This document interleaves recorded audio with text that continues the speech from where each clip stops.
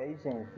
Hoje a gente vai dar continuidade, né, à nossa temática. A gente trabalhou semana passada sobre a teoria sintética da evolução, junto com os fatores que compreendem nessa teoria, a especiação, a questão da barreira geográfica, como a genética fez parte de todo esse processo. E agora a gente vai entender um pouco sobre a origem da vida. Como é que a gente pode estar estudando quais são as teorias mais aceitas sobre a origem da vida. A gente vai ver isso agora. Antes de mais nada, a gente vai para alguns questionamentos. Eu sei que recentemente a gente acabou de ver que novas espécies podem surgir através da especiação, que ela faz ligação direta com a seleção natural e logicamente, com a teoria sintética da evolução, né, o neodarwinismo. E aqui a gente tem alguns questionamentos, olha só. Como explicar a origem do primeiro ser vivo? Será que um organismo vivo pode surgir a partir da matéria não viva? Aquela questão da geração espontânea, isso é mesmo possível? Vamos conhecer agora, né, algumas das principais ideias utilizadas para explicar como a vida surgiu. Então vamos lá. Mais nada, é importante ressaltar, né, que na área da ciência a gente sempre busca testar hipóteses para que a gente encontre uma solução ou uma resposta para que explique o que? Determinado acontecimento. Nessa questão das teorias para explicar a origem da vida, a gente vai ter a biogênese e a biogênese. Até metade do século XIX, acreditavam-se que a vida surgiu que a partir da matéria sem vida. Ratos, insetos, restos de tecidos, que a gente vai de encontro com as ideias de quem? De Aristóteles, a questão da geração espontânea. E acreditava que esses organismos surgiam assim, espontaneamente, do nada. Então, aí, isso fica caracterizado como abiogênese. A gente vai entender um pouco sobre ela e as suas falhas. Entrando agora um pouco, né, nessas ideias que explicam o surgimento da vida, vamos encontrar aqui um sujeito que ele foi logo de contra, de cara, de frente com a teoria de Aristóteles, a teoria da geração espontânea. Olha só, em 68, o médico italiano Francesco Redi, ele observou que aparecia pequenos vermes em locais onde havia moscas, como na carne em decomposição. Ó, vamos aqui, ó, primeiro experimento. Você tem um frasco de vidro aberto e vai ter a presença de moscas na carne. No segundo frasco, você vai ter o quê? Um vidro fechado com gás e a ausência de mosca na carne. Beleza. Aqui são frascos de vidro preparados para raid no início do experimento. Agora aqui, ó, preparados agora dias depois do experimento inicial. A gente vai ter aqui, ó, o primeiro vidro está aberto. Tem larvas de mosca? Sim. Já o segundo, ó, por estar fechado com essa estrutura aí de plástico, a ausência de larvas, ou seja, não surgiu larvas. Como é que a gente pode explicar isso? Olha só, é bem interessante porque a gente sabe que um organismo ele não vai surgir do nada. Vários fatores no ambiente vai influenciar a sua transformação, o seu desenvolvimento e o seu aparecimento. Nesse caso, não tem como surgir larva de mosca se não tiver mosca. Então, olha, o que podemos refletir sobre a teoria de Francisco? Ó, se a teoria da geração espontânea fosse verdadeira, as larvas das moscas deveriam aparecer tanto nos frascos fechados como naqueles abertos, o que não aconteceu. Essa evidência contrariou totalmente o que? A teoria de Aristóteles, que os organismos surgiam assim espontaneamente. E a gente está percebendo que não, não é. Infelizmente, né, as evidências do experimento de Red não convenceram toda a comunidade científica. Sempre vai ter oposição. Então, posteriormente, vai aparecer novas teorias que foram acabando, que foram ficando mais oficializadas em relação a essa, já que essa, por mais que ele conseguiu provar que a mosca da larva só nasce se aquela mosca vir lá e colocar esses ovos, mesmo assim não foi o suficiente. Vamos lá, ó. Olha só, esse segundo experimento. Aqui já surgiu outra figura, que é o cientista francês Louis Pasteur. Ele realiza aqui um experimento para demonstrar que existem micro-organismos o quê? Suspensos no ar e que eles podem contaminar a matéria. E a gente já viu que matéria é todo corpo de massa que ocupa um lugar no espaço. Então, olha só, vamos entender o seu experimento. A gente tem aqui ó, o caldo de carne fervido. Lembrando que essa estrutura, né, O Becker dele, ó, ele vai ter uma função não, um formato de S. Preste atenção nisso. Então, no primeiro experimento, a gente tem um caldo de carne fervido. No segundo, olha só, a poeira e os micro-organismos ficaram retidos na curvatura do gargalo. Esse gargalo, como eu falei, ele é formado em S. Aí, olha só, o gargalo do balão é quebrado. Ele quebra esse gargalo para quê? No segundo experimento, ele percebeu que os micro-organismos conseguiram ficar ali. Eles não chegaram até o caldo devido a essa distância. Mas agora que ele quebrou, olha o que ele pôde constatar. Os micro-organismos começaram a se reproduzir o quê? No caldo. O que, é que a gente entendeu com esse experimento dele? Olha só. Com esse experimento, Pasteur forneceu o quê? Uma forte evidência de que os micro-organismos já estão presentes no ar e não teria surgido por geração espontânea, reforçando novamente a ideia de que da biogênese e não da abiogênese. Então, ele conseguiu identificar que existe sim, os organismos estão suspensos no ar e que eles precisam, para se reproduzir, de algo biológico, uma matéria orgânica, que nesse caso foi o caldo.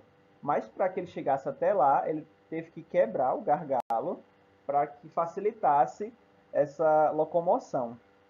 Hipóteses sobre a origem da vida. Lá na década de 20, a gente vai ter o russo Alexander, que ele, junto com o inglês John B. S. Haldane, eles lançam a hipótese de que, para explicar a origem da vida na Terra, eles consideravam que a atmosfera na Terra primitiva era diferente da atual.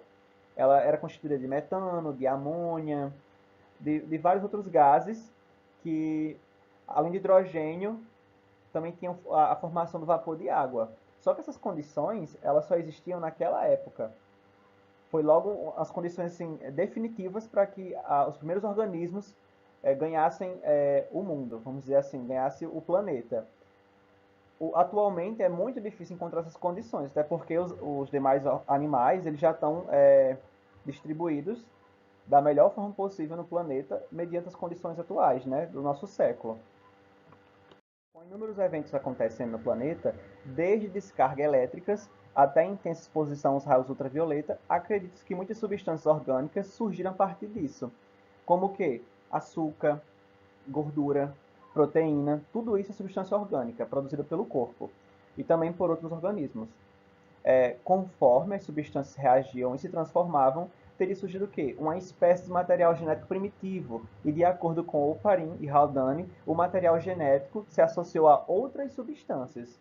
Que aí a gente pode trazer a questão de que essas substâncias primitivas, elas impulsionaram o surgimento desses novos seres vivos. Então, gente, olha, anteriormente eu falei da questão do ambiente ser propício para a vida. Tinha condições naquela época que favoreceram isso. Então é importante ressaltar que na Terra primitiva, os primeiros organismos surgiram a partir da água. Então eles se desenvolveram na água para depois ganhar a Terra. Aqui é uma imagem ilustrativa só para vocês entenderem algumas relações, mas é só para explicar que os organismos surgiram primeiramente lá no oceano e depois veio para a zona terrestre. Como eu falei agora há pouco, a teoria mais aceita é que os organismos eles surgiram no fundo dos oceanos. Outros cientistas defendem que o quê? A vida na Terra surgiu a partir de compostos trazidos no espaço, por cometas, meteoritos. Tudo isso traz uma gama de informações. E a ciência, né, ela continua pesquisando e buscando o quê? Novas evidências para explicar a origem da vida na Terra. E essas pesquisas, o nosso conhecimento sobre a origem e evolução, ele está o quê? Cada vez maior, né? Porque é tanta informação nova que surge que ela vai estar sempre somando com informações mais antigas. Mas é importante ressaltar que esses dois eventos, em relação aos oceanos, ao impacto do meteoro, eles foram decisivos sim para a questão da dispersão desses organismos no nosso planeta. Essa dispersão dos diversos organismos, mamíferos, aves em todo o planeta, bactérias, a gente tem a evolução humana. Ela é amplamente aceita na comunidade científica a ideia de que o chimpanzé, o gorila, o bugio, eles são parentesco, né? Eles têm certa aproximação com nós seres humanos. Isso fica muito claro quando a gente viu aquele cladograma. nós não somos descendentes dos macacos, porém a gente tem um ancestral em comum, e durante toda essa escala evolutiva, a gente, cada um desses organismos se distanciou. A gente vai entender um pouco dessa relação de humanos e primatas não humanos. Olha só, os seres humanos eles se mantêm numa posição ereta e caminham sobre os dois pés, enquanto os gorilas e chimpanzés eles conseguem se locomover nessa posição apenas por curto período. Só que na sua rotina diária, como eles estão sempre em árvores, escalando, eles estão usando os quatro membros, até mais para dar força e velocidade. Aí o desenvolvimento do cérebro. Na espécie humana, o volume do crânio ele é muito maior do que os demais primatas, mas há semelhanças anatômicas. O estudo dos fósseis, por exemplo, ele ajuda a identificar essas semelhanças entre o crânio humano, entre o chimpanzé. É bem interessante. Falando dessa questão dos fósseis, é importante ressaltar que dentro desses estudos sobre os humanos, a gente vai ter uma espécie de Australopithecus afarensis, que foi descoberto lá em 74, na região de Afar, na Etiópia, que era do sexo feminino e que tinha o nome Lucy. Esse fóssil ele assim foi decisivo para inúmeros estudos sobre a evolução humana. A idade desse fóssil é calculada em média de 3,18 milhões de anos, então é tipo muito tempo. Na imagem aqui de baixo vocês podem ver uma representação de como seria Lucy, essa primata. Olha só as semelhanças que ela tem com nós humanos. Isso, em estudos, detectou a questão do crânio, a questão da posição dos olhos, tudo isso é semelhante a nós. Então, isso é um passo muito importante para a evolução. Essa escala evolutiva, principalmente do homem, a gente vai ter os ancestrais do homem moderno, que é bom sempre a gente estar relembrando, né? A gente vai ter o Ardapithecus, que ele é um fóssil descoberto lá na Etiópia, até agora era um ancestral mais antigo. A gente vai ter também o Australopithecus, que é o caso da Lucy, o Australopithecus africanus, descoberto na África do Sul, o Australopithecus robustus, que é o último dos Australopithecus fósseis encontrados lá na África do Sul, e vai ter também o Homo habilis, primeira espécie de gênero humano, já é um fóssil descoberto mais recente. Vai ter o Homo erectus, que ele surge também na África, mas chegou até a Ásia. E por fim o Homo sapiens, né? O Homo sapiens, que é a geração atual, que ele surgiu há cerca de 120 mil anos na África, e os fósseis europeus eles são mais famosos do que alguns que a gente tem aí para estudar. Então é um percurso aqui minimamente é, detalhado, mas que ele tem toda uma história que traz sobre como foi essa evolução humana. Eu espero que vocês tenham entendido, né, um pouco hoje sobre essa origem da vida. Eu sei que ela deixa muitas interrogações, até porque a gente precisa cada vez mais estudos para trazer. Recentemente saiu uma pesquisa sobre novos ancestrais aí de nós humanos e também a questão de novos fósseis, dataram novas descobertas, é muito interessante. Eu deixo aí essa informaçãozinha para vocês irem atrás. Então é isso, viu, gente?